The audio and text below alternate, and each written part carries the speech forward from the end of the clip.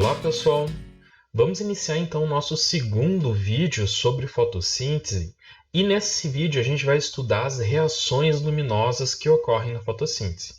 Então, essa videoaula ela vai ser dividida em dois capítulos. O primeiro capítulo a gente vai falar sobre as propriedades da luz, então a gente vai discutir a natureza da luz para ajudar a entender então o processo de fotossíntese. E o segundo capítulo a gente vai falar sobre as reações luminosas que ocorrem durante o processo de fotossíntese. Caso você já tenha assistido o primeiro capítulo, você já pode continuar estudando a partir das reações luminosas. Caso não, assista todo o vídeo a partir das propriedades da luz. Bons estudos e vamos começar a primeira parte. Então vamos começar o primeiro capítulo da segunda videoaula sobre fotossíntese. E nesse capítulo a gente vai falar um pouquinho sobre as propriedades da luz. Principalmente nós vamos discutir a natureza da luz. A luz ela pode ser estudada de duas formas. A gente pode entender a natureza, tentar compreender ela utilizando equações de onda, né? Então entendendo ela como se fosse uma onda, mas nós também podemos compreender a luz como sendo ela formada por pequenas partículas que hoje nós denominamos de fótons, tá? E que essas partículas, esses fótons, eles possuem um efeito que é chamado de efeito fotoelétrico e que está diretamente relacionado à fotossíntese. Então, vamos começar falando então sobre a luz, ela como sendo uma onda. Então vamos lembrar alguns conceitos de física, né, que vocês estudaram ao longo do curso, que está relacionado à onda. Bom, uma onda ela possui duas propriedades, dois parâmetros que são importantes a gente saber. A onda ela se propaga, né, num padrão que nós chamamos padrão ondulatório. Tá? Então isso aqui seria um padrão ondulatório. E esse padrão ondulatório, então, ela tem duas regiões. Uma região que a gente chama de pico e uma região que a gente pode chamar de vale. Tá? Nós temos um pico e nós temos um vale. Tá? Entre esse pico e entre dois picos de uma onda, nós temos uma distância. Existe uma distância entre esses dois picos. Ó, perceba que existe uma distância aqui. E essa distância ela é chamada de comprimento de onda. E esse comprimento de onda, então, ela é dada por uma unidade de medida que é o nanômetro. Tá? Então, a onda ela possui, então, possui picos, né? E a distância entre dois picos, então, é chamado de comprimento de onda. Esse símbolozinho aqui, ó, que representa o comprimento de onda, é o símbolo lambda. Tá? Além disso, se nós tivermos um observador aqui, então imagina que nós temos aqui uma pessoinha, um observador com um aparelho.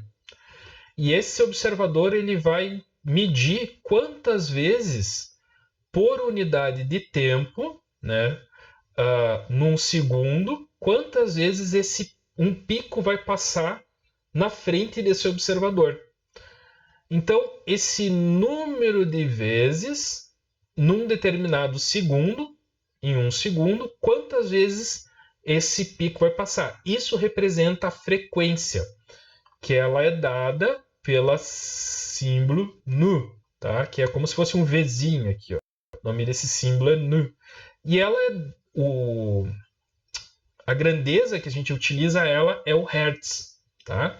Então, o Hertz significa quantas vezes o pico, a onda passa num determinado ponto em um segundo, tá bom? Além disso, uma onda ela possui uma determinada velocidade de propagação. Então, a velocidade que a onda vai estar se propagando. E essa velocidade ela é a razão entre a frequência e o comprimento de onda. Tá? Então, a razão entre esses dois parâmetros vai nos dar a velocidade de uma onda. Bom, mas existem diferentes tipos de onda. Né? Nós temos ondas sonoras, né? Então tem vários outros tipos de onda. Nós temos as ondas do mar, né? Que são ondas. Então tem diferentes tipos, onda elástica, então tem vários tipos de onda. E uma dessas ondas são as chamadas de ondas eletromagnéticas. E o que caracteriza uma onda eletromagnética? Ela é uma onda que possui um campo elétrico e possui um campo magnético. E tanto o campo elétrico quanto o magnético, eles estão perpendiculares um ao outro, ou seja, eles formam um ângulo de 90 graus. Então, uma onda eletromagnética, ela viaja no espaço contendo dois campos que estão perpendiculares um ao outro, o campo elétrico e o campo magnético. Nessa representação aqui, nessa figurinha, o campo elétrico está no eixo Y e o campo magnético ele está no eixo X. Tá? E aí, esse campo elétrico, essa onda eletromagnética, né, que está variando no espaço, ela está se propagando num determinado sentido. Nós temos aqui um determinado sentido que essa onda está se propagando.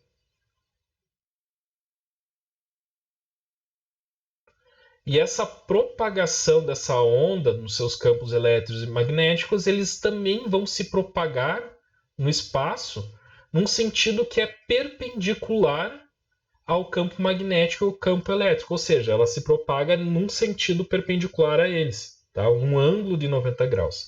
E essa propagação, então, vai ter uma determinada velocidade.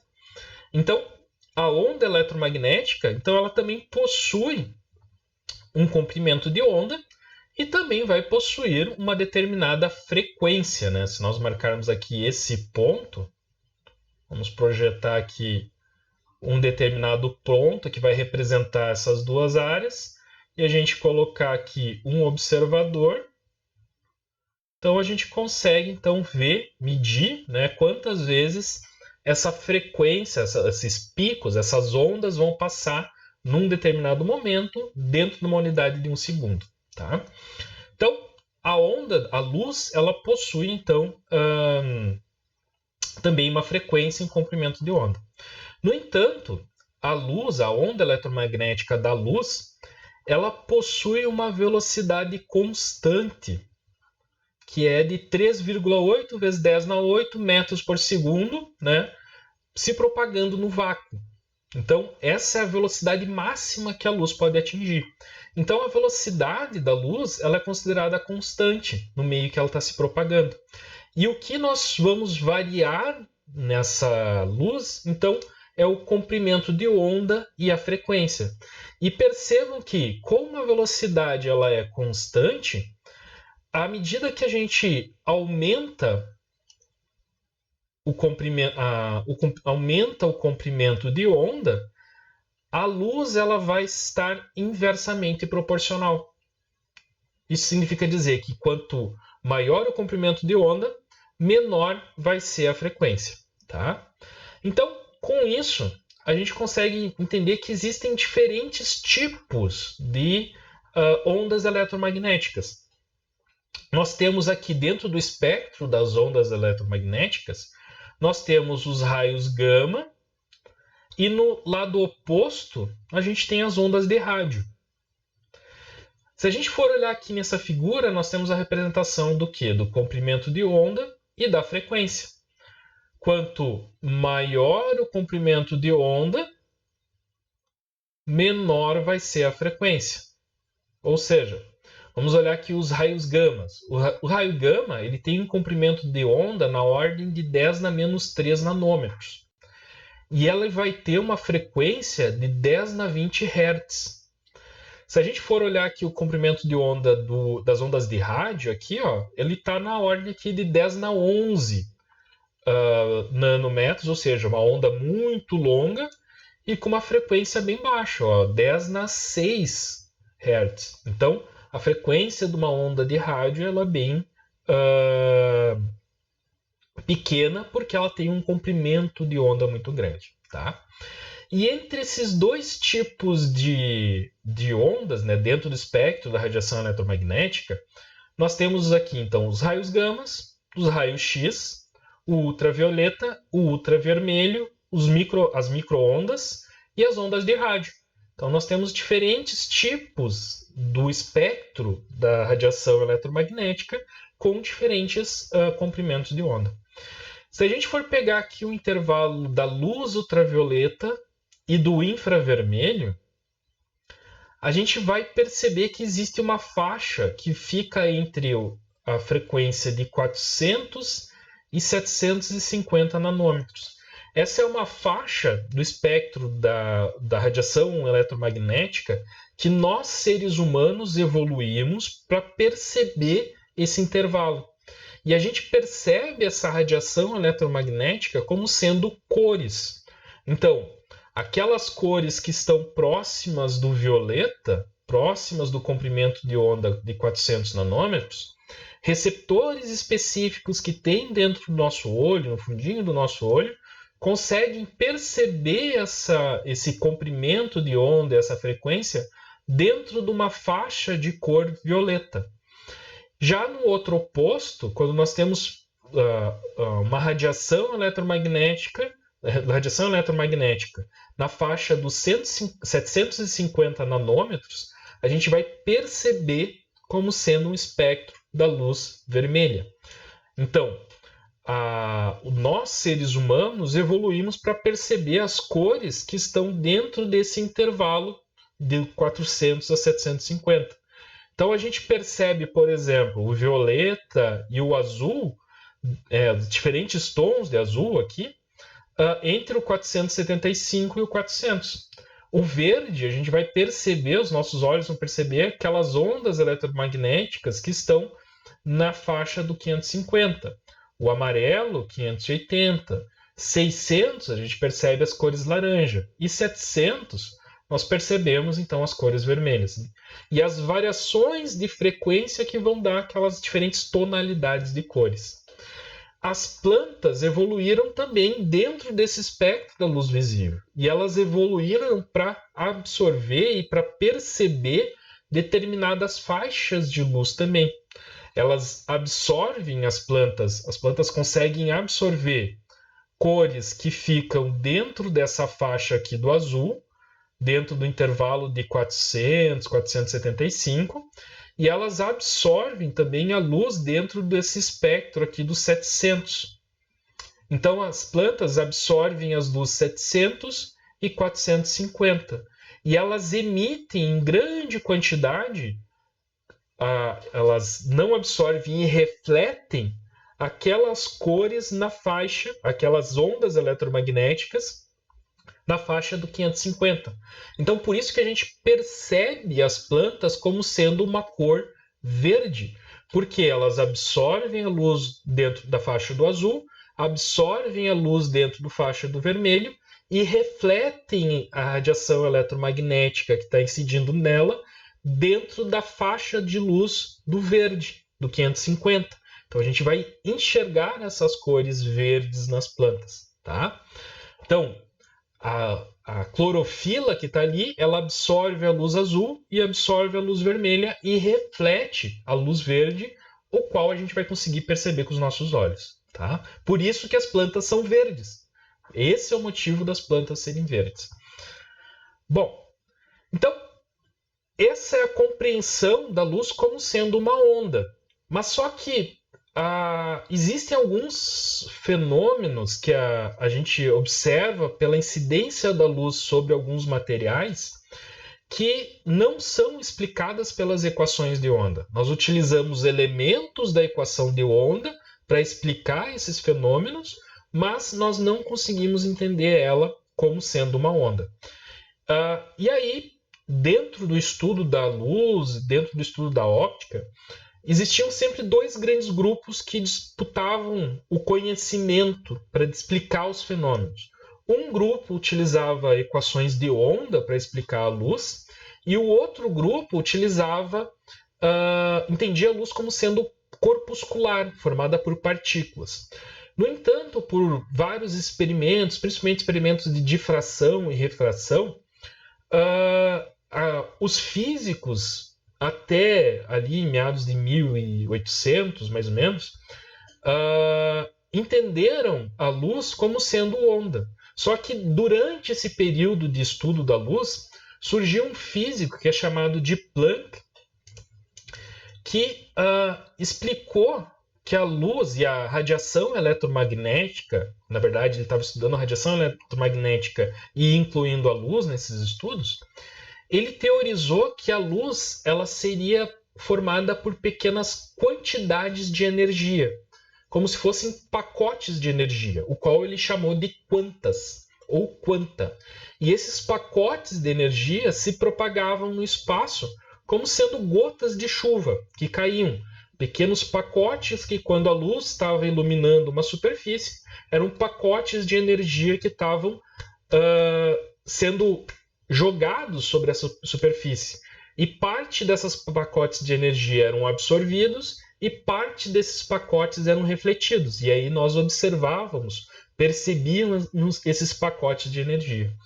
E ele teorizou que esses pacotes de energia, essa quantidade de energia, dependia do quê? Da frequência dessa luz. Ou seja, quanto maior a frequência, maior a quantidade de energia que teria contida nesses pacotes de energia. E também o Planck ele estabeleceu então uma constante de Planck, que é uma constante que é utilizada para várias coisas, na verdade, mas que a gente não vai ter tempo aqui para discutir a constante de Planck. Então, entendam que existe uma constante que foi criada pelo Planck e que a energia, o quanto de energia que se propaga na luz, depende então da frequência que essa luz vai estar. Então ele começou a tentar relacionar alguns parâmetros do fenômeno de onda para tentar entender a luz como sendo formada por corpúsculos, por partículas. Então, só que até ali, como eu falei, até 1900 mais ou menos, início de 1900, a luz era havia um consenso na comunidade de físicos que a luz era entendida como sendo uma onda. Só que surgiu uma pessoa que é chamada de Einstein, que todo mundo conhece, que estava estudando um efeito fotoelétrico. Tá? E o que é o efeito fotoelétrico? Eu vou abrir aqui mostrar para vocês um programinha que eu achei num laboratório de física virtual da USP. E ele explica bem o que é o efeito fotoelétrico. Na verdade, tu consegue passar uma tarde inteira brincando com isso aqui. Tá? O que é esse sistema aqui que está representado? Tá? Deixa eu selecionar aqui umas coisas. Pronto. Isso aqui é um experimento virtual. Tá? Na verdade, tem laboratórios de física que têm esses sistemas montados, porque tu pode variar os parâmetros para poder calcular calcular a velocidade da luz, calcular constante de Planck, calcular a corrente elétrica, então consegue calcular vários parâmetros, mas aqui ele só simula, tá? Mas ajuda para a gente entender. Então, o que tem nesse sistema? A gente tem uma fonte de luz que vai estar emitindo luz num espectro que vai do infravermelho até o ultravioleta. Então ele está emitindo radiação eletromagnética e ele está incidindo essa luz sobre uma placa de um metal. Que aqui nós temos diferentes metais. Nós temos sódio, zinco, cobre. Perceba que vai estar nesse cantinho aqui mudando a cor. Ó. O cobre ficou douradinho. O cálcio ficou preto. Mas a gente vai brincar com o sódio. Tá? E além disso, aqui tem uma fonte de energia, que no nosso caso aqui, para vocês perceberem o efeito, ele não vai estar fornecendo energia, como se fosse uma pilha que estivesse desligada, tá? Então ele não está fornecendo energia, mas a gente pode variar a energia para mudar os parâmetros que são analisados. E a intensidade da luz. Então perceba que aqui a intensidade da luz está zero, como se fosse a luz estivesse desligada. E aqui a gente está aumentando a intensidade. Imagina que isso aqui fosse como se fosse um dimmer, que a gente estaria aumentando a luz, né, numa sala, uma luz fraquinha para uma luz bem forte. Tá? Então a gente está aumentando a intensidade. Eu vou deixar a intensidade em 100. Tá? No nosso caso aqui a gente não precisa, como a gente não vai calcular nada, então a gente vai deixá-la em 100. A gente só quer observar o efeito. Então, e aqui a gente tem um outro sisteminha que a gente consegue regular o comprimento de onda. Então, aqui ele está marcando 680 nanômetros. E aqui no outro lado ele está entrando na faixa do ultravioleta. Então, vamos olhar o que está acontecendo aqui na luz. Ó. Perceba que ele está emitindo um monte de fótons que tem pequenos pacotes de energia, tá? E esses pequenos pacotes de energia, então, estão incidindo sobre uma placa de metal. E aí eu estou agora diminuindo o comprimento de onda. Eu entrei dentro da luz vermelha. Ó, percebo que a gente está dentro da luz vermelha, em torno de 700 nanômetros, 770 nanômetros. Então ele está numa cor vermelho que está associado para um bordô aqui, né? Ó, bordô. E aqui eu vou estar diminuindo o comprimento de onda. Entrei dentro da faixa do vermelho, né? Estou indo para a faixa do laranja, aqui em torno de 600 nanômetros. Vou para a faixa do amarelo, em torno de 550, 500 e poucos nanômetros. E aqui eu vou entrar na faixa do verde. E agora eu começo a perceber o que vai acontecer. Aqui vai começar a sair algumas bolinhas dali. Ó. Percebo que dentro da faixa de 500, dentro da faixa do verde, começou a sair bolinhas dessa placa. O que representa essas bolinhas? Essas bolinhas azuis representam elétrons que estão sendo arrancados dessa placa de metal. E à medida que nós vamos diminuindo o comprimento de onda, percebo que começou, então, a gente começa a observar o quê? A formação de uma corrente elétrica. Ou seja, a luz, o comprimento de onda desses fótons aqui, estão arrancando elétrons dessa placa de metal.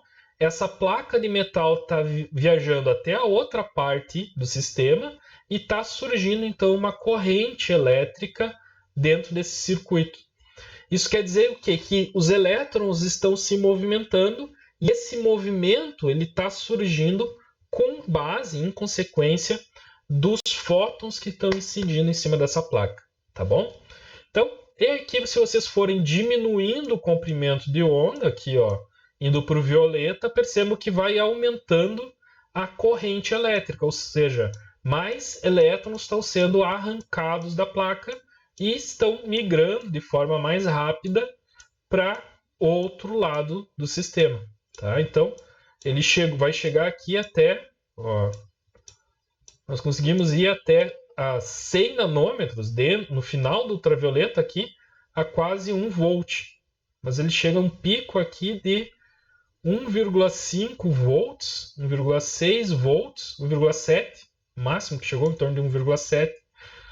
Ele vai chegar então num comprimento de onda de 196 nanômetros, tá? Isso quer dizer o quê? Que se formou uma corrente de elétrons só pela frequência da luz que está incidindo sobre uma placa, tá? E por que isso está acontecendo? Bom, Einstein ele queria explicar esse efeito fotoelétrico. Por que os elétrons estavam sendo arrancados de uma placa e por que surgia, então, a gente conseguia observar uma corrente elétrica, se formava uma corrente elétrica. E aí ele tentou inicialmente explicar esse fenômeno utilizando equações de onda, mas ele percebeu que as equações de onda não explicavam, não diziam para ele o porquê que estava acontecendo. E aí Einstein começou, dentro da sua grande imaginação, né, capacidade de abstração que ele tinha, ele começou a imaginar que os fótons e os elétrons eles eram como se fossem bolas de bilhar, bolas de sinuca, no qual, quando um fóton seria bola branca, né, ela estaria viajando no espaço sobre a mesa de sinuca, e aí essa bola bateria num elétron que seria uma outra bola. E a energia que fazia com que fazia com que a bola se deslocasse, né, era transferida para outra bola, ou seja, para o outro elétron. E essa outra bola, então, esse outro elétron entrava em movimento, se deslocava. Então, Einstein teorizou que os fótons, a energia que estava contida dentro dessa partícula, né, que estava na luz, conseguiria arrancar, fazer que um elétron entrasse em movimento. E ele percebeu o quê? Que haveria uma quantidade mínima de energia que um elétron seria deslocado. E essa quantidade mínima de energia que faz com que um elétron seja deslocado, ele chamou de fóton. Então, fóton é a quantidade mínima de energia que uma frequência de luz consegue propagar, que consegue deslocar um elétron dentro da estrutura de um átomo. Tá? Então, só que para explicar isso, para conseguir explicar a teoria dele, ele teve que revisitar a lei de Planck, que já havia sido esquecida, que já não era mais utilizada. Então ele buscou esse conhecimento da luz como sendo corpúsculo formado por partículas, e ele buscou esse conhecimento da luz como sendo formado por quantas de energia. E aí ele criou uma teoria, né, que que explicou o que seriam os fótons. Então ele caracterizou esses fótons, esses quantas de energia, no qual esses fótons seriam explicados pela constante de Planck, que estariam viajando no espaço em razão de um determinado comprimento de onda. E quanto menor o comprimento de onda, maior seria a energia contida nesses fótons. E além disso, haveria um comprimento de onda específico, né, um determinado comprimento de onda, que conseguiria então arrancar um determinado elétron. Então, existe uma determinada comprimento de onda que consegue interagir com um elétron específico e consegue deslocar esse elétron. E Einstein então viu que havia uma grande relação da teoria dele com a teoria de Planck, da lei de Planck, e aí ele conseguiu cruzar as duas teorias e explicar o efeito fotoelétrico. E com isso, ele percebeu que existiriam comprimentos de onda, frequências específicas, que teriam uma determinada quantidade de energia, um quantum de energia, um fóton, contendo uma determinada quantidade de energia, que iria interagir com os elétrons e deslocar esses elétrons. Então, para resumir essa história, para relacionar isso com o nosso estudo sobre fotossíntese, a luz, né, ela possui, então, ela é uma onda eletromagnética que possui, então, um comprimento de onda e uma frequência. E o comprimento de onda é inversamente proporcional à frequência e que existe entre a luz ultravioleta e o infravermelho um espectro dessa luz que nós conseguimos observar na forma de cores, tá? E que quanto menor o comprimento de onda, maior a frequência e maior vai ser a quantidade de energia contida nesses fótons de luz. E quanto menor o comprimento de onda, ou seja, quanto mais próximo do violeta, maior vai ser a quantidade de energia, porque menor é o comprimento de onda. E quanto mais próximo do vermelho, mais próximo do infravermelho, maior vai ser o comprimento de onda, menor vai ser a frequência e menor vai ser a energia. Então, a luz azul, a luz violeta, possui muito mais energia do que a luz vermelha. Tá? E qual é a relação isso com as plantas? Como a gente viu, as plantas elas absorvem a luz dentro do espectro do violeta e elas absorvem a luz dentro do espectro do vermelho. Então, elas conseguem absorver nessa faixa aqui em torno dos 400, 400 e pouco, e elas vão absorver a luz na faixa dos 700, dentro desse intervalo de 700. Então, a luz é absorvida pela clorofila da planta nessa faixa aqui e nessa faixa aqui. E ela reflete a luz dentro do espectro do verde. Por isso que nós observamos as plantas, as folhas, como sendo da cor verde. Por quê? Porque dentro de todo o espectro da luz visível, elas absorvem o roxo, absorvem o vermelho e refletem a radiação eletromagnética, ou seja, refletem a luz dentro do comprimento do onda de vermelho. quando esses fótons atingem os nossos olhos, nós percebemos essa cor como verde, tá? Então, no próximo vídeo, então, a gente vai relacionar esse conhecimento das propriedades da luz com as reações luminosas, tá bom? E entender um pouquinho melhor como isso acontece, tá, pessoal? Então, até o próximo capítulo. Até mais! Então vamos começar agora o nosso segundo capítulo, que fala sobre as reações luminosas que acontecem na fotossíntese. No primeiro capítulo dessa videoaula, a gente tratou sobre as propriedades da luz.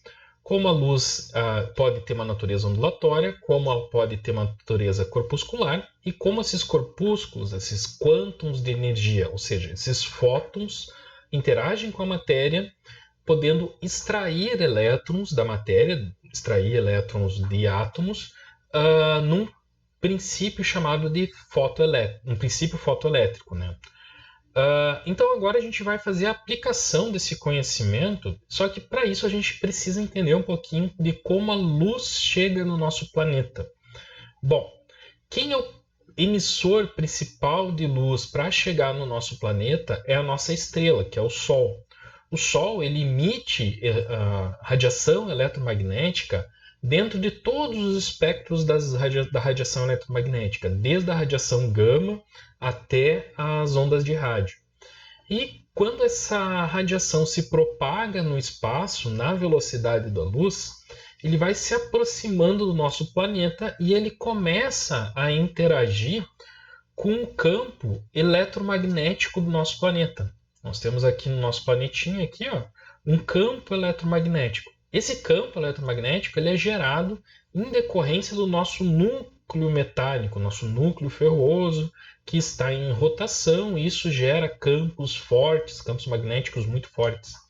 E esses campos magnéticos, o que eles fazem? Eles desviam essa radiação eletromagnética, parte dessa radiação eletromagnética. Então, vamos dizer assim, que ele funciona, entre aspas, como um filtro.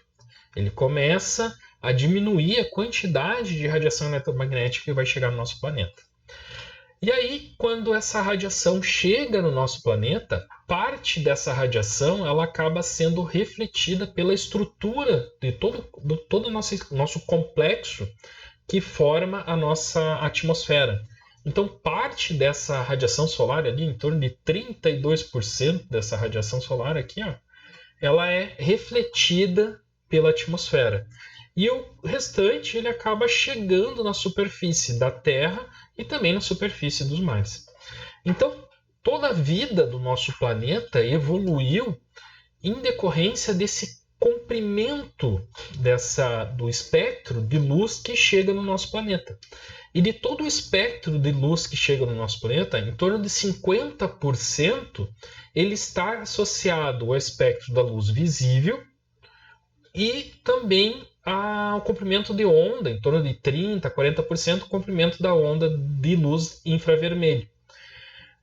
O restante da radiação que chega é radiação ultravioleta, é raios X, raios gama e também microondas, tá? Mas isso em pequenas quantidades que acaba chegando. Então, se a gente olhar esse gráfico aqui, ele mostra exatamente isso. Nessa linha preta aqui, ele representa toda a radiação eletromagnética dentro de todos os comprimentos de onda que são emitidos pelo Sol. E aqui nessa linha vermelha ele mostra o comprimento de onda da radiação que chega na nossa superfície. Então, essa diferença aqui, ó, essa área aqui, ó, vocês estão vendo que tem essa área aqui, ó, toda essa área aqui, a diferença dos dois é a radiação que é filtrada pela nossa atmosfera e também ela é desviada pelo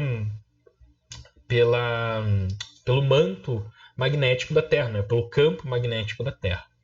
Então, essa luz chega na superfície da Terra e os organismos evoluíram para lidar com essa luz visível que chega aqui. Nós, por exemplo, nós seres humanos, nós evoluímos e outros animais evoluíram para perceber as cores, né? Então, dentro dos nossos olhos existem estruturas específicas que percebem os fótons que estão incidindo sobre o nosso olho e a gente interpreta isso como cor. Já as plantas, elas evoluíram para que elas consigam utilizar essa energia que está contida nos fótons para transformar essa energia em energia química para que ocorra, então, a redução do CO2 e formação de carboidratos. Então, as plantas evoluíram de uma forma diferente para que a gente consiga, para que elas consigam, então, evoluir, se adaptar e obter alimentos, né? Então, se a gente for olhar essa imagem aqui, ó, vamos olhar essa foto aqui desse vinhedo, né? Então, o que, que a gente está vendo? Um vinhedo, né, com várias plantas aqui de uva, e a gente está vendo aqui um dossel, né, todas as folhas da uva.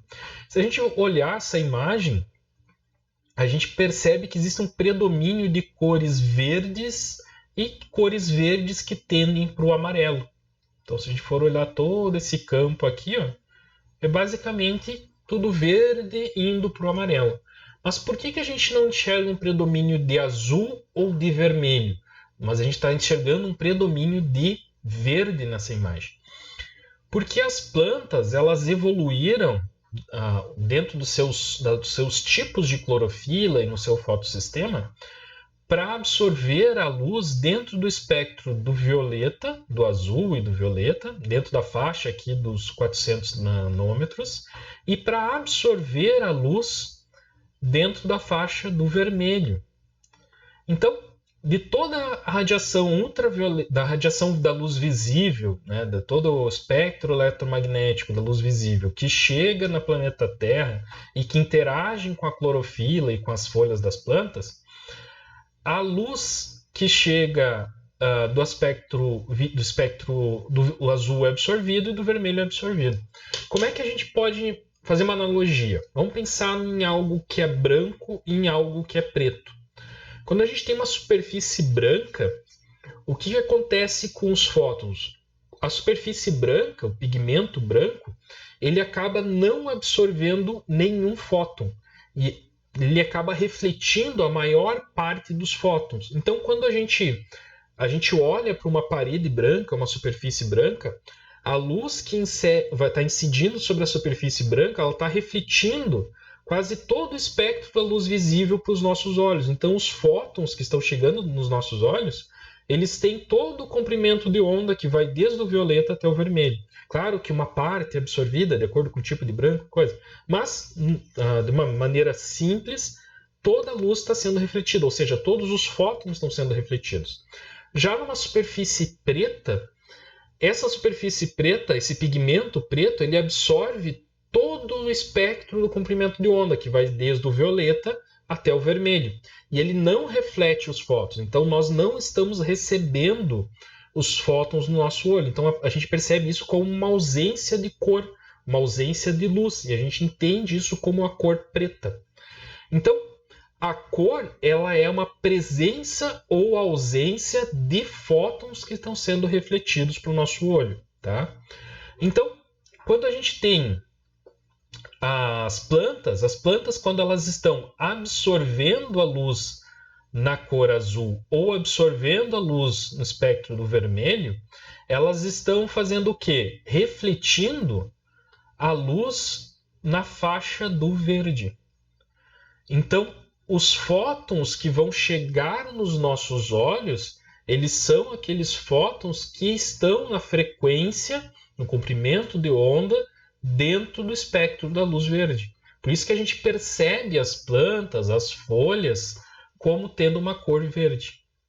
Então, o que a gente consegue tirar dessa informação? Que a clorofila, né, a clorofila A e B, e também o caroteno e outros pigmentos que estão na planta, mas pensando na clorofila A e B, essa clorofila está absorvendo comprimentos de onda do vermelho e do azul e refletindo do verde. Então, os fótons no comprimento de onda do azul e os fótons no comprimento de onda do vermelho é que vão interagir com a clorofila para que ocorra o processo de fotossíntese. Então, e o que acontece na clorofila? Tá? Na clorofila, quando um fóton está incidindo sobre a clorofila, ou seja, a energia do fóton vai interagir com a clorofila, essa clorofila ela aumenta o estado do quê? De excitação. A clorofila aumenta o seu estado de excitação. Isso quer dizer o quê? Que quando o fóton interage com as moléculas os elétrons da clorofila, esses elétrons eles aumentam o seu nível de excitação porque a energia contida no fóton é transferida, essa energia, para o elétron, e esse elétron ele aumenta o seu nível de excitação, e o que isso causa? Um salto quântico, ou seja, um elétron passa para um orbital superior. E com essa passagem de orbital, ele absorve essa energia que foi transferida pelo fóton. Então, essa energia que veio quantizada vai ser batida, ou seja, vai ser transferida para o elétron, e esse elétron, então, absorve essa energia e aumenta o seu estado de excitação, passando para um orbital superior, acumulando essa energia. Lembre-se que eu disse assim, eu fiz analogia com a bola de bilhar. A bola de bilhar, o fóton, ele vai bater no elétron e vai transferir esse elétron. E esse elétron, então, como a bola de bilhar, ele vai se deslocar, vai mover. E esse movimento é o salto quântico que o elétron faz, saindo de um orbital e passando para outro.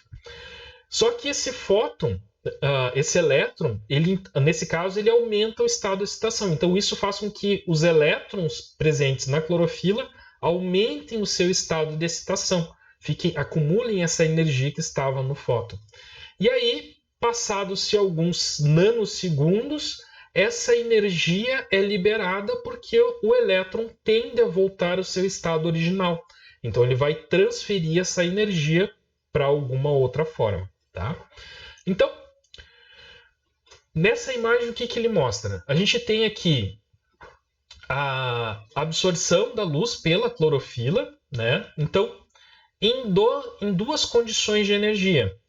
Quando a clorofila absorve a energia do fóton dentro do espectro do azul, ou quando ela absorve a energia dentro do espectro do vermelho.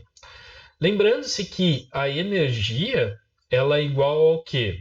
A constante de Planck vezes nu, que é a frequência, que é igual à constante de Planck vezes a aceleração da velocidade da luz a velocidade da luz, dividido pelo lambda, que é o comprimento de onda. Tá?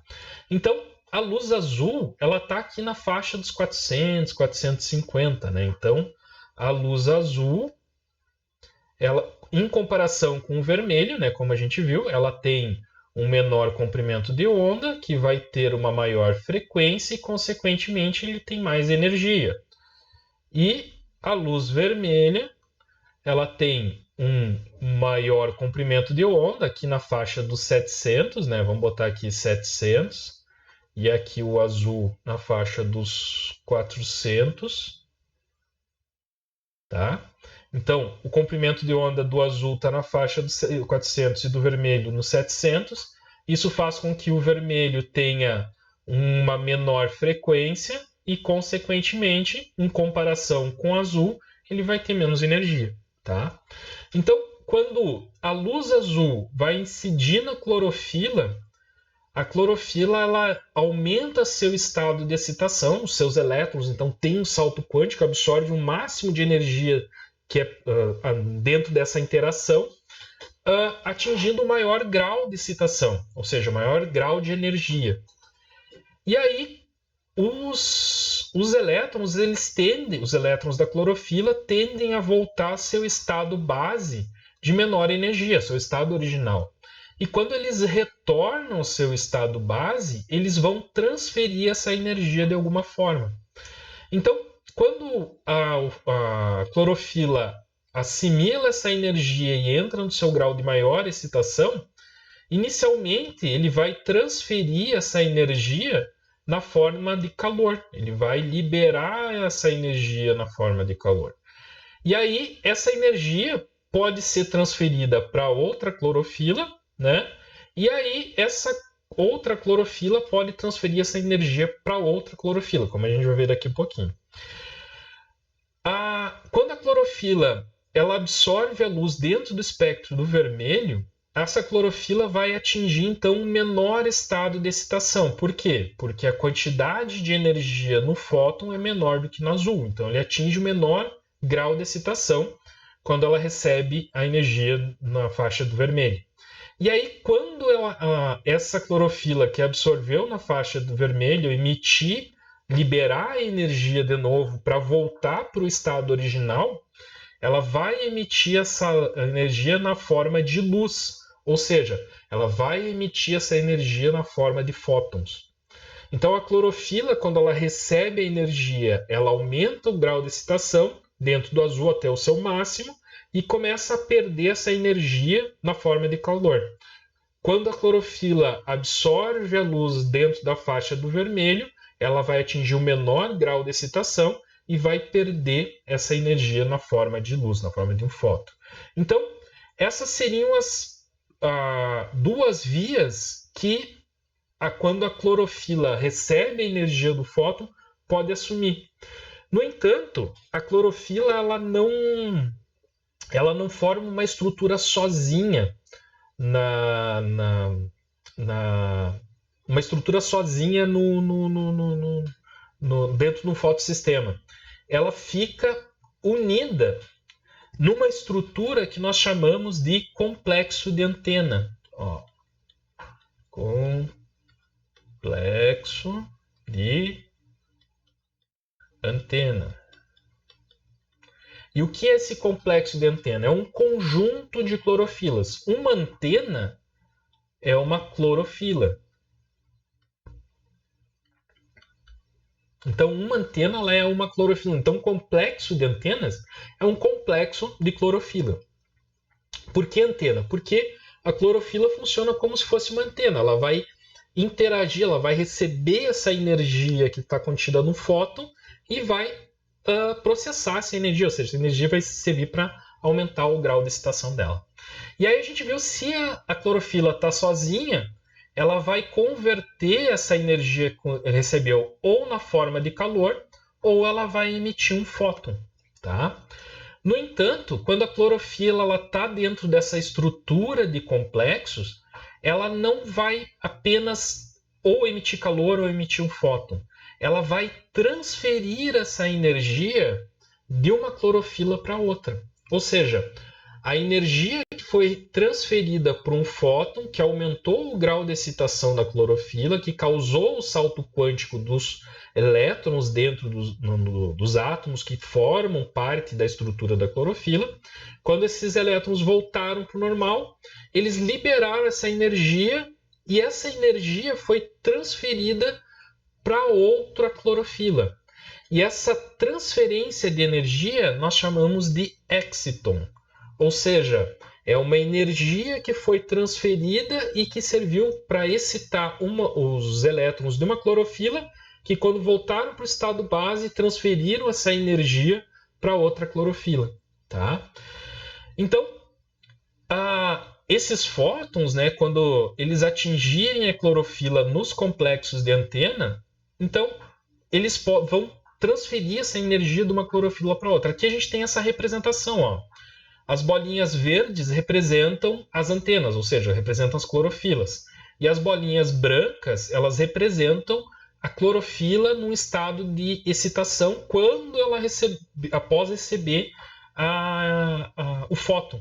Então, quando o fóton incide sobre uma clorofila, ela aumenta o grau de excitação, começa a voltar para o seu estado base e transfere a sua energia para outra clorofila, que essa clorofila se excita, aumenta o seu grau de excitação, começa a voltar para o estado base e transfere essa energia na forma de um exciton. E essa energia, então, ela vai ser transferida de uma clorofila para outra de forma aleatória. E essa clorofila, esses excitons, essa energia de excitação, né, e voltar para o estado base, vai ser transferida de uma clorofila para outra, até chegar num destino. Se ela chegar num destino que não tiver nenhuma clorofila para ela transferir, ela vai liberar essa energia ou na forma de calor ou na forma de fóton. No entanto, existem algumas estruturas dentro do complexo de antena que é chamado de centro de reação de clorofila, que está representado por esses círculos verdes escuros aqui. Ó. Vou botar uma setinha para vocês verem. É esses centros aqui, ó, verdinho escuro, tá? Esse verde escuro aqui representa os centros de reação da clorofila. E nesses centros de reação, quando essa energia dos éxitons são transferidas de uma clorofila para outra, ou seja, a energia que veio do fóton é transferida para uma clorofila para outra, aleatoriamente eles podem atingir então esses centros de reação. E nesses centros de reação, o que acontece? Essa energia que está sendo transferida de uma clorofila para outra é utilizada para que ocorra reações de oxirredução. Então, reações de oxidação e redução vão ocorrer. Então, a energia do fóton foi transferida de uma clorofila para outra até chegar a um centro de reação para que ocorra a transferência dessa energia do éxiton, que veio do fóton, seja transferida para uma reação química, que vai ocorrer, então, nesses centros de reação. Então, nos centros de reação, vai ocorrer, então, reações fotoquímicas. Então, reações químicas causadas pela energia do fóton, tá? Então,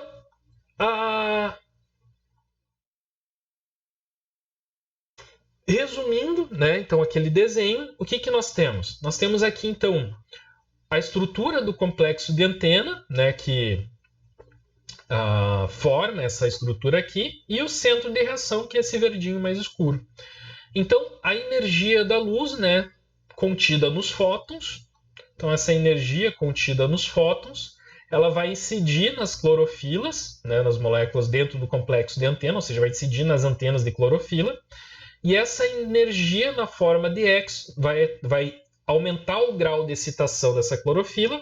Quando ela voltar para o estado base, ela vai transferir essa energia para outra clorofila na forma de éxiton. Então, esses éxitons, essa energia vai ser transferida para uma clorofila para outra, até chegar no centro de reação. Quando chegar no centro de reação, então, essa energia vai ser utilizada para reações de oxirredução, ou seja, uma molécula que vai ser doadora de elétrons vai doar esse elétron para um aceptor final que vai receber. Então, essa molécula vai se reduzir e essa aqui vai se oxidar. E essa reação de oxirredução vai acontecer por quê? Porque vai ter essa transferência de energia, ou seja, essa energia do fóton vai ser transferida para uma energia química em reações fotoquímicas. Tá bom? E por que existe esse fluxo de energia? Tá? Por quê? Porque forma-se dentro dessa estrutura entre os fotossistemas uma diferença dentro do estado do poder de oxidação e redutor. E isso acaba causando um fluxo de elétrons em razão dessa diferença dos estados de oxidação e redução. O fotossistema 1, tá? Esse desenho aqui representa o fotossistema 1 e esse desenho aqui representa o fotossistema 2, eles são diferentes entre eles. O fotossistema 2, ele vai absorver a luz que nós consideramos como a luz no estado do vermelho. Os dois fotossistemas, eles absorvem a luz no espectro do azul, mas o fotossistema 2, ele vai absorver o comprimento de onda de vermelho na faixa dos 680 nanômetros, e o fotossistema 1, ele vai absorver a luz vermelha dentro do espectro que é chamado do vermelho distante, ou seja, dentro do comprimento de onda que está ficando próximo do infravermelho, que está na faixa de comprimento de 700 nanômetros. Então percebo que existe uma diferença aqui no comprimento de onda. Aqui o fotossistema 2 ele acaba absorvendo um vermelho com uma maior quantidade de energia, fótons com uma maior quantidade de energia que o fotossistema 1, que ele absorve, então, fótons com uma menor quantidade de energia. Então, essa região aqui do fotossistema 1, quando ele receber esses fótons no comprimento de onda de 680, vai gerar uma condição de oxidação. Ele vai acabar se tornando um oxidante forte, fazendo com que elétrons que estavam na água migrem para o fotossistema 2, fazendo com que ocorra então a oxidação da água e ocorra então a fotólise da água, ou seja, a quebra da molécula de água, liberando então o oxigênio, que esse oxigênio então migra para a atmosfera, e os prótons então vão seguir um outro caminho que a gente vai ver daqui um pouquinho, tá? Então, esses elétrons eles vão migrar para o fotossistema 2, e em razão desse estado de oxidação das clorofilas aqui do fotossistema 2, principalmente dentro desse centro de reação, esses elétrons vão ser ejetados, né, para a cadeia transportadora de elétrons. Então, cria-se um fluxo aqui da cadeia transportadora de elétrons. E o fotossistema 1, como ele vai absorver uma radiação de luz dentro de um comprimento de onda maior que o fotossistema 2, ele vai ter muito menos energia. Então, ele vai se tornar, nessa porção aqui, um oxidante fraco.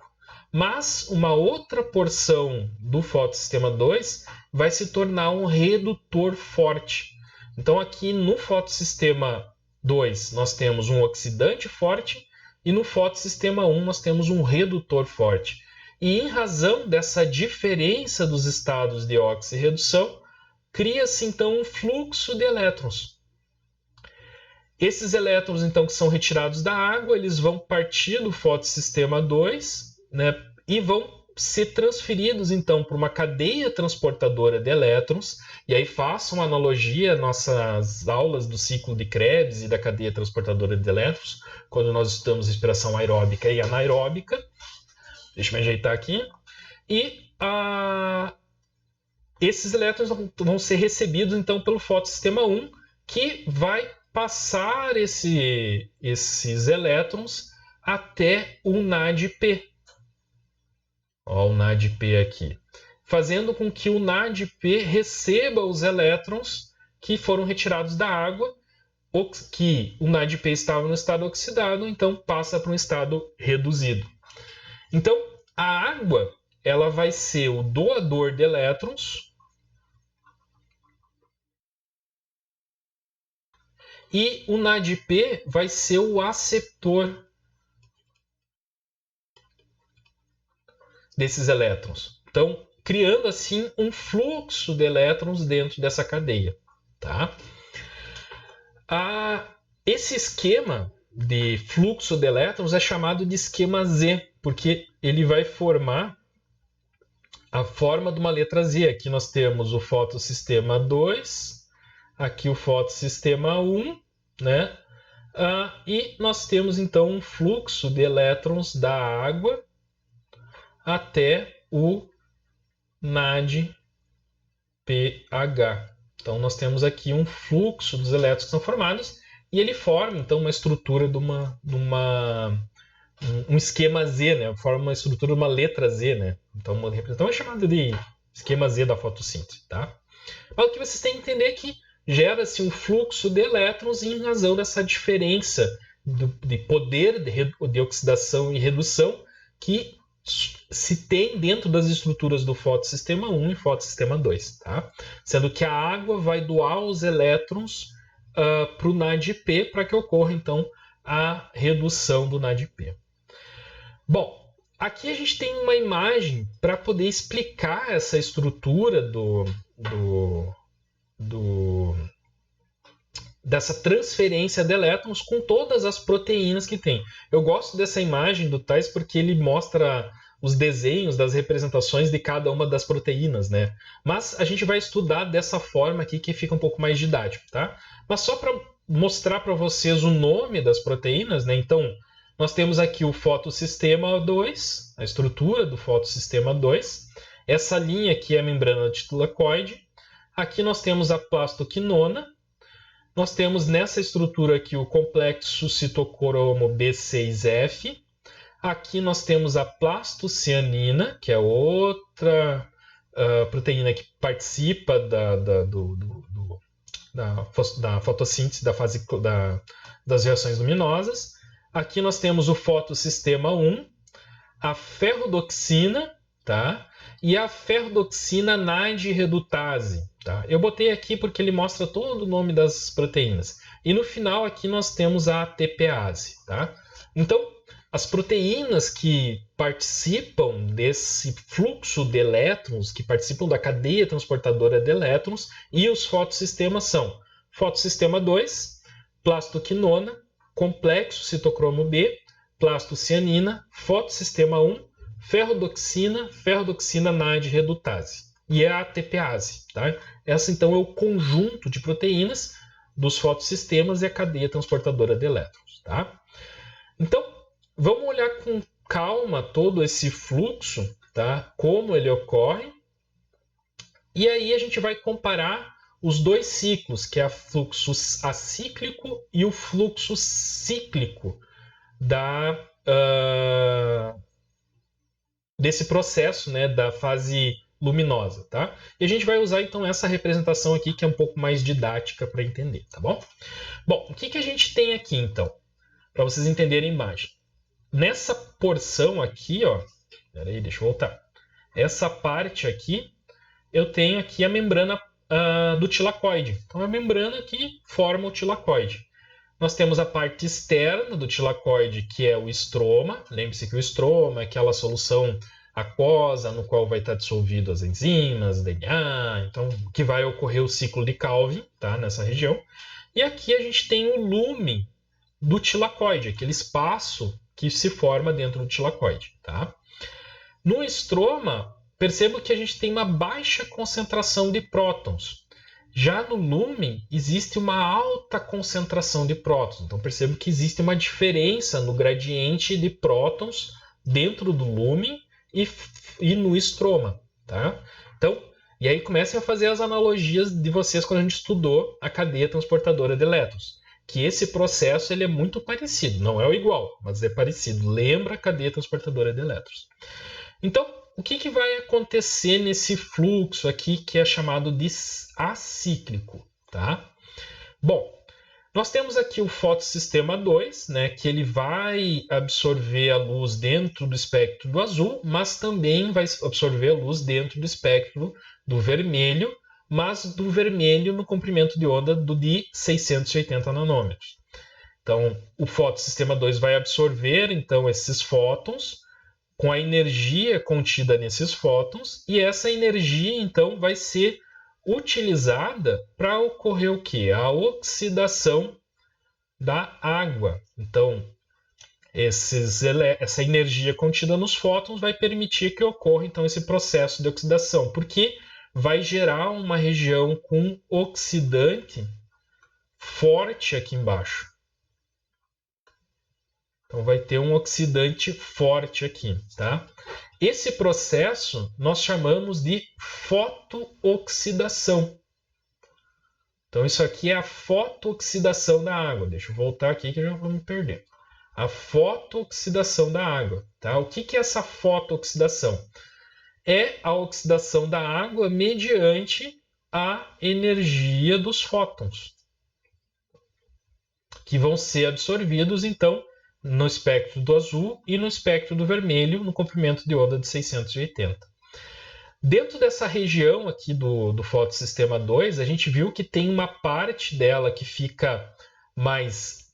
forma-se uma região oxidada forte,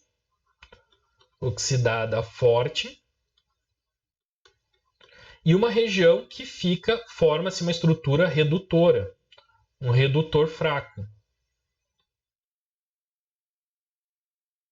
Tá? essa região que forma esse local mais oxidado, como que vai ter uma característica de ser um oxidante forte, ela é formada por um grupo aqui, ó, um cluster de manganês. Então nós temos aqui manganês que permite com que ocorra a ligação. Então tem um sítio de manganês dentro desse fotossistema. Esse manganês acaba sendo um cofator para a estrutura desse fotossistema. Então, quando os fótons incidirem sobre a clorofila e forem transferidos então para o centro de reação, e ocorreu essa excitação dos elétrons, quando os elétrons absorverem essa energia, essa demanda do elétron vai começar a criar então um fluxo de oxidação e redução, fazendo com que a água se ligue nesse cluster de manganês aqui e remova, por essa excitação e essa diferença que vai surgir, remova então os elétrons que estão na água.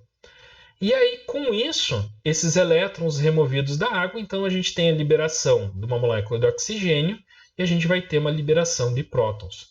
E aí, dentro desse fotossistema, então, desse fotossistema 2, então, a gente vai ter a transferência, né, dos elétrons dentro do fotossistema, tá? Então, isso aqui seria a fotooxidação, ou seja, é a oxidação da água mediante aos fótons da energia da luz, no qual vai ocorrer a oxidação da água quando os fótons atingirem o centro, a energia dos fótons, né, atingirem o centro de reação, e isso vai fazer com que inicie um fluxo de elétrons, porque vai surgir uma região mais oxidada, uma região que tem característica de um oxidante forte que permite a retirada dos elétrons da água. Tá? Bom, vamos para o nosso fluxo resumido aqui. Então, a água, né, vai perder os seus elétrons e os prótons então vão começar a se acumular na estrutura do lume. Então, aqui nesse espaço do lume vai começar então acumular os prótons da água. E esse oxigênio vai se difundir, né, e vai depois atingir a atmosfera, né? Vai se acumular então na atmosfera.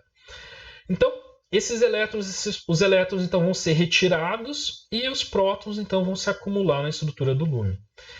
Esses elétrons então que são transportados pelo fotossistema 2, então eles vão ser enviados até a plastoquinona, que a plastoquinona, quando estiver no seu estado oxidado, então vai receber os elétrons, passando para um estado reduzido, e durante esse processo, a plastoquinona vai puxar um hidrogênio que está no estroma.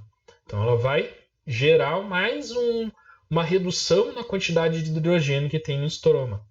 E aí vai jogar esse hidrogênio para o interior do lume, porque a plastoquinona se reduz, formando a estrutura reduzida do plastoquinona, e quando essa plastoquinona reduzida interagir com o citocromo, em razão da diferença de oxirredução, os prótons que vieram do lume vão ser jogados, que vieram do estroma, vão ser jogados para o interior do lume, e os elétrons então vão continuar migrando pelo citocromo.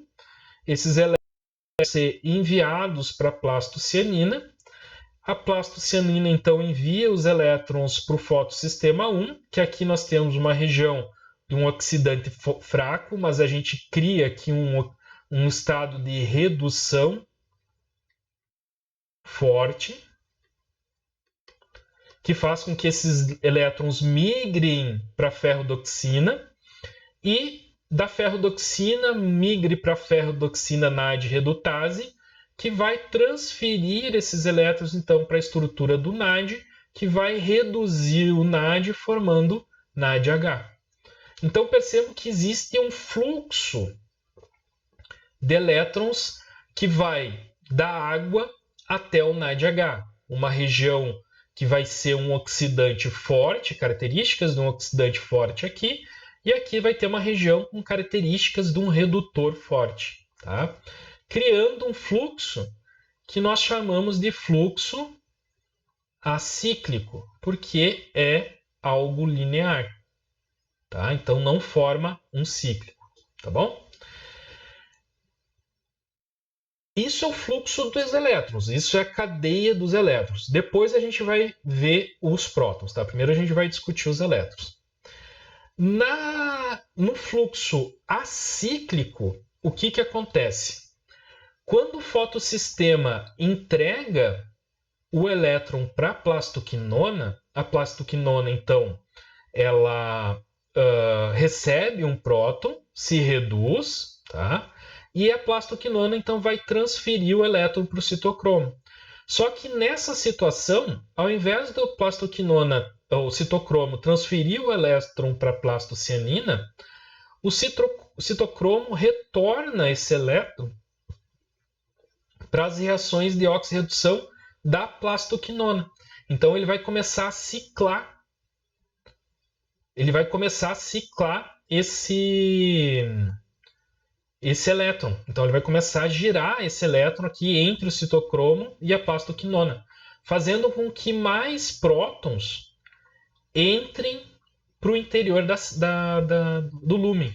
Só que o que acontece nesse caso? Como os elétrons estão ciclando entre o citocromo e a plastoquinona, fazendo com que a plastoquinona funcione como uma bomba de prótons, nós não temos um fluxo de elétrons. E isso faz com que não ocorra a redução do NAD e, consequentemente, não ocorra a oxidação da água, fazendo com que, nesse fluxo acíclico aqui de elétrons, nós não tenhamos, então, a formação de água. Não ocorre formação de água e não ocorre, então, a redução do NAD/pH.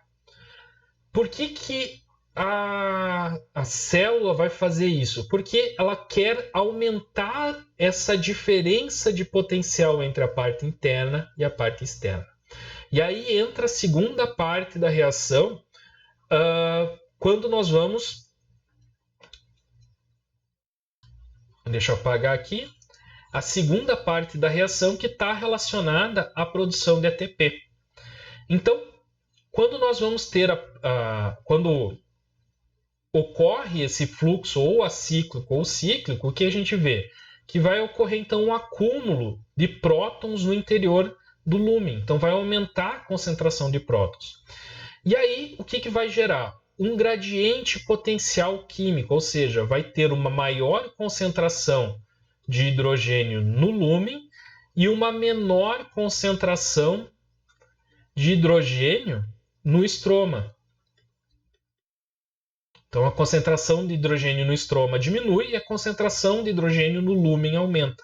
E isso gera uma diferença de potencial. Como nós temos uma diferença de potencial, a TPase que está aqui na estrutura da membrana do tilacoide vai começar a funcionar como se fosse um motorzinho, da mesma forma como ocorre na cadeia transportadora de elétrons. Vai formar um fluxo de prótons dentro dessa ATPase e, em razão dessa diferença de potencial que existe dentro do lúmen e no estroma, esses prótons vão migrar por meio dessa ATPase e essa diferença, essa energia que surge entre a diferença de potencial e a passagem dos prótons vai fazer com que essa ATPase gire, né? E nesse girar, ela vai começar a fazer ligações químicas. E o que ela vai ligar? Vai ligar o ADP com o ATP, vai ligar o ADP, adenina difosfato, com um fósforo inorgânico, formando uma molécula de ATP. Então nós vamos ter o que aqui? Uma fotofosforilação. Lembre-se, quando a gente estudou metabolismo, que existem 3 vias de fosforilação. A nível de substrato, fosforilação oxidativa, que ocorre na cadeia transportadora de elétrons, e a fotofosforilação, que ocorre na membrana do tilacoide durante a fase luminosa da fotossíntese. Então, essa fotofosforilação aqui vai ocorrer por quê? Porque a energia da luz permitiu que ocorresse, então, a fosforilação. E aí, quando nós temos o fluxo acíclico, nós vamos ter o quê? a redução do NAD, né, formando a redução do NAD-pH, a redução do NAD até a NAD-pH, e nós vamos ter a oxidação da água, formando oxigênio e gerando ATP. No fluxo acíclico, deixa eu achar aqui no fluxo cíclico, o que nós vamos ter? Nós não vamos ter a redução do NAD-pH, nós não vamos ter a geração de oxigênio, porque os prótons os elétrons vão estar ciclando entre o citocromo e a plastoquinona, mas a gente vai ter a produção de ATP. A planta, ela modula a sua fisiologia para aumentar a síntese de ATP nos momentos que ela precisa de mais energia e ela não precisa de tanto poder redutor. E nos momentos que ela precisa de mais poder redutor, ela vai então optar por fazer a via cíclica e gerar oxigênio. Então ela consegue modular essas duas vias de acordo com a sua demanda, tá? Bom, então assim a gente termina essa nossa segunda videoaula falando sobre as reações químicas, e a nossa próxima videoaula a gente vai tratar então das reações de carboxilação. Até a próxima videoaula.